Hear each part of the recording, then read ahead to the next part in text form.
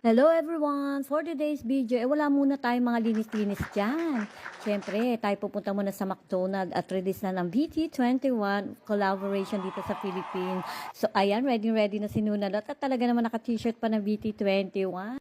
By the way, may pinunta muna kami ni Mr. bago ako dumiretso sa McDonald's at binaba ko muna siya sa bahay at ako na nga nag-drive papunta dito sa may McDonald's branch namin. Anyways, akin yung McDonald's. Anyway, yung branch dito sa lugar namin. So, ayan na nga. At ako ay mapapark muna dito sa South Supermarket. At by the way, tayo pupunta muna at mag-i-inquire sa McDo kung anong oras nga ang release ng BT21. So, ayan nga, naglalakad na si Nunalot sa hallway papunta ng McDonald's. At pagpasok ko nga, tinitingnan ko kung may display na ng BT21. So, wala pa.